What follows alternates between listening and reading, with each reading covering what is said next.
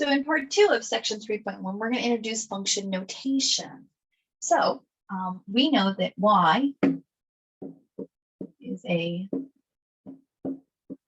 function of x. In other words, y is defined in terms of x. So as an example, we just had that y equals 2x minus 5. We're going to use 2x minus 1 just to be a little different. So what we're going to do to now that we know that that's a function, remember both questions were a yes, we're going to rewrite it in terms of function notation. So all we're going to do is we're going to take out this y and we're going to rewrite it as f of x. So f of x is a function in terms of x. So what I would write over here would be that f of x is equal to 2x minus 1. Now these mean the exact same thing. In every way we do it, they're the exact same thing. You can put an input, you can put an output, they would both graph as lines. We can talk about the slope, we can talk about their y-intercept. They're definitely both the same thing. What we're after is the fact that now that we know it's a function, we're going to classify it and rewrite it in special language of functions, and we'll use an f of x. So essentially, y and f of x are interchangeable. They can replace each other anytime we have a function. So it's just like saying to the world, hey, I know it's a function, so let's call it something special. That's essentially what it is. So what we're going to start off with is actually evaluating a function. And the first function we're going to evaluate is a quadratic function. It's a quadratic function because it has an x squared.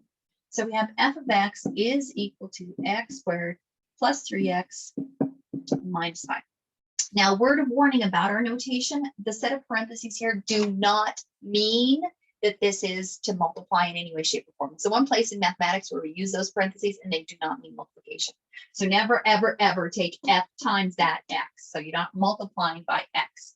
What you're doing is simply writing, saying that this function is something in terms of x. So notice this variable is the same variable on this side.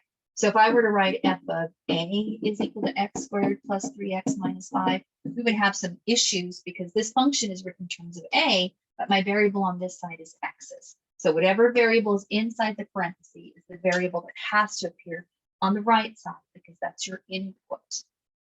So what we're going to do in part A is we want to go find f of 0. So notice we've replaced that x with a 0. So that means everywhere I have an x, I'm going to write a 0. So that would be 0 squared plus 3 times 0 minus 5.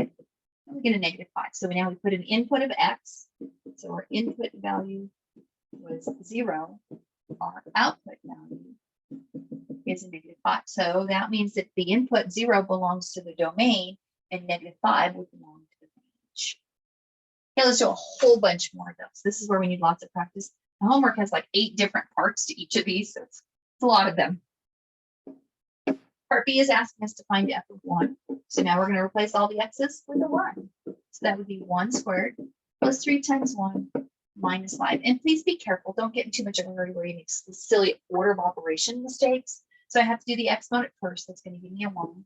3 times 1 is 3 minus 5. So 1 plus 3 is 4 minus 5 gives me a negative 1.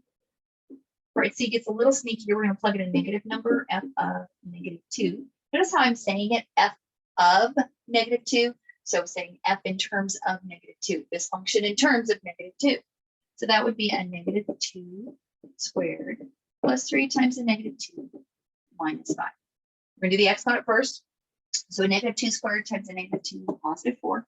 It's going to give me a minus 6. That's that positive 3 times a negative 2. And then minus 5. So 4 minus 6 is a negative 2 minus 5 gives me negative 7. That's where you're going to need some practice is working with those negatives. But sometimes we don't need to plug in numbers. Sometimes we need to plug in other things. So parts D, this is erasable. Then I need to rewrite my function because I just erased it. So f of x was x squared plus 3x minus 5. Still working that same example. Part D is asking me to find f of negative x. So you literally can plug anything you want into a function. In this case, we're going to plug in a negative x. So every place I have an x, I'm going to plug in a negative x. And you're thinking, well, why would I want to do that? Well, didn't we do that when we tested for symmetry? So it's along that line. When I take that negative number and square it, it's going to be a positive. It is still squared, so the exponent stays with it. And then minus 3x minus 5. So the negative x times 3 is a negative 3x. E looks a little bit different from that. This time it's negative f of x, negative f of x. So the negative is out in front of the function notation. So what they're really asking me to do is to take the opposite of the entire function. So there's a big difference whether that negative is on the inside of it or on the outside of it. On the outside, this is telling me to come in and change the sign of everything. So we get a negative x squared, we get a negative 3x, we're going to get a positive 5. So notice that my outputs were not the same in any way, shape, or form because what the input was changed. Here the input is just x. We just changed the sign of everything. Part G, part E, part F is f of 2x. Well, now we're going to come in and replace all the x's with a 2x. So we'll have a 2x, which we're going to have to square. We're going to have 3 times that 2x, and then we're going to have a minus. So 2x quantity squared, well, because there are no signs, we can just come in and square things. So 2 squared is 4, x squared.